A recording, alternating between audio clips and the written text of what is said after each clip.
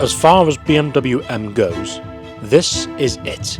For me, this is the one that stands out from the others, the black sheep. This car is a product from a world where emissions was just a concept.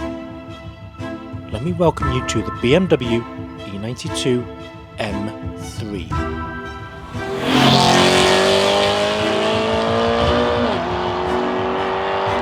Ever since I was a little boy, I've always loved cars in pretty much any shape or form. And then one day, my parents bought me this, and this is a model car of a BMW E92 M3. And it's because of this little thing, I loved this. And this is an actual BMW E92 M3. And guess what? I'm putting this down for a bit, because I'm going to drive the real thing. I'm Max Aftervani, and welcome to Driven Plus.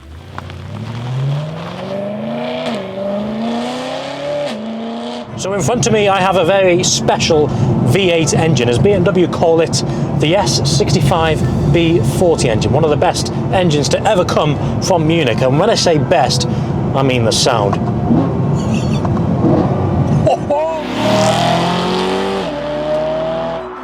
Out of the box though, these V8s are a little bit reserved. So what you have to do is everything that's been done to this car. Where do I even begin?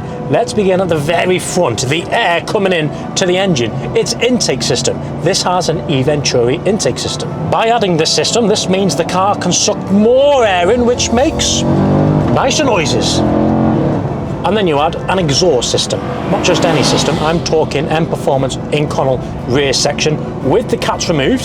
So we're getting somewhere now, aren't we? And I'm going to add some more. Oh yes, this is like pinnacle E92 M3 this. Stage 2 tune, so it sounds even better. And it's got a GTS gearbox map. Add all these together and it gives you a soundtrack like this.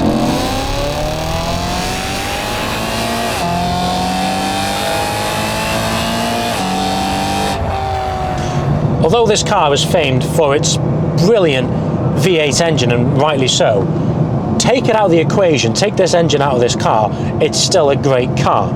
Could I say the same if you did the same with the W204 63 and the B7 RS4? For me, they would just become a normal car if you did the same to that. This is edgy, it's got something about it. The engine's just there to add to everything else, just to make it, yeah, the word special.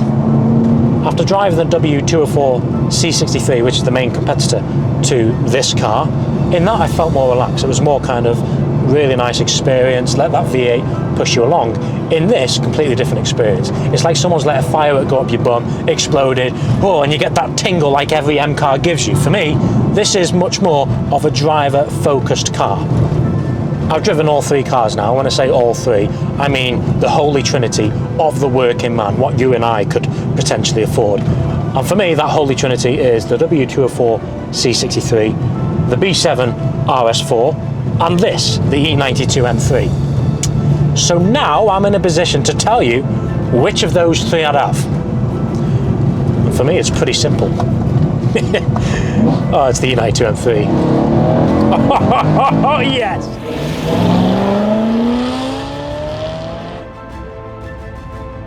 Under the bonnet of the M3 sits the only V8 to be in one, the S65 unit, 414 horsepower, 400 Newton meters of torque. Now here's a cool fact about this engine. Take the E46 M3, the one with the 3.2 litre straight six engine, 2 less cylinders, right? Yeah, you'd think this would be heavier. No, this is lighter. This weighs in at 202 kilos, which is 15 kilos lighter than the S54, which is absolutely bonkers. Now BMW offered you 3 different types of M3. This one, the E92, you could get the E90, which is the saloon, and also the E93, which is the convertible. Personally, for me, I do love the E90, but this is the one for me. And whilst we're here, what does the M3 E92 V8 with all these mods sound like?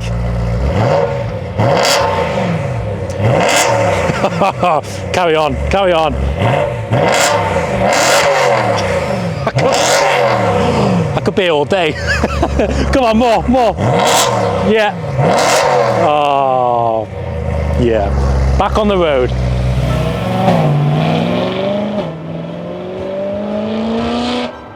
The V8 M3 was in production from 2008 through to 2013. But during those 5 years, BMW did make a load of special editions. Let's start with this one, shall we? So this is part of an edition where BMW only offered you 3 colours. You had the Alpine White, you had the Dakar Yellow, and this one, which is the Monte Carlo edition. I'm not going to name all the special edition cars because BMW literally did loads, but I think one to mention is the Frozen Black, which looked stealthy, it looked insane. But I think the one to highlight is the GTS. But that didn't get the 4-litre engine. Well, it kind of did. It was just bored out to a 4.4, and power was increased from 414 to 444 horsepower.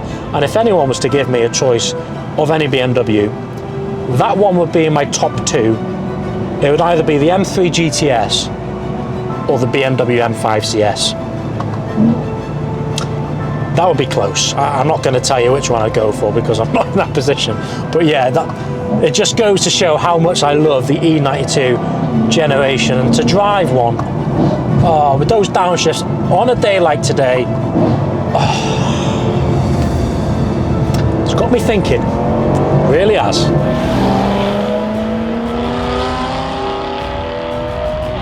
This is peak M car, it really is. Now many will argue it's the E60 M5, the one that came with the V10, but for me that's too big of a car to really chuck around. It's not really your driver's car. Well, I suppose it is, but one thing that lets that car down is the SMG box, the gearbox. It's too sluggish, whereas this has the DCT, so they're rapid. When you get the GTS map on it, they're lightning quick, downshifts are on point. The sound, it's peak, naturally aspirated M car. The only M3 V8, and I'm in it. I want one of these cars, by the way, and I have done ever since that model car. And I've driven one before, but not properly until today. So to really understand what the E92 M3 is about, why is it so hyped? It's incredible, it really is. Honestly, like the new M cars, they're great and they'll drive much better than this does. However, they miss that something special, and that something special for me is that engine. Those downshifts, that sound. It's not just the sound though, it's how it delivers the power. It's instant. You know, you have to work for it. It's linear all up until that red line of around 8,200 RPM.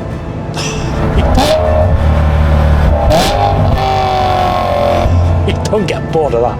I've just been having the downshifts on all day. You just don't get bored. How does it compare to my M4 CS or the F80X generation compared to the E90X generation? First thing, which I prefer in this, obviously is the sound. You can't hide away that. I'm not going to deny that. The sound is much better. The second thing is the steering feel. Now, I think the steering is more precise on mine, but this has more feel. You know what the front wheels are doing more than mine because, as I say, this has the hydraulic system. My M4 has an electronic system. However, my front end feels more agile, probably because it's got carbon bonnet, carbon ceramic brakes, so you've got all them going on. There's probably a smaller engine as well, so there's less weight on that front axle, so it's probably more agile due to those factors. But this just seems, I don't know, it's very close. They're both great cars. It depends which one you want for. I think the F80X generation chassis, probably more planted. However, this with a few more modifications, I'd probably prefer this because of that soundtrack.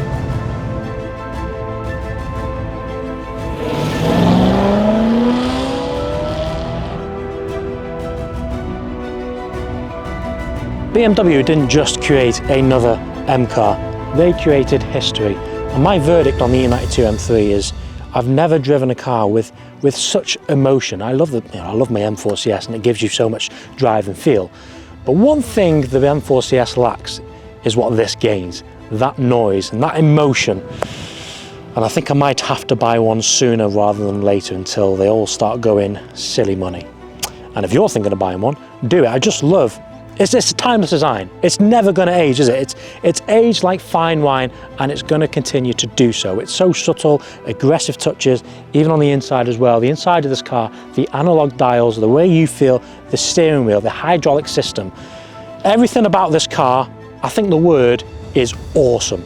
And BMW never, ever going to build a car like this again.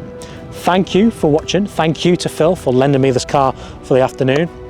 Like our video, subscribe to our channel, and we'll see you next week. Thank you.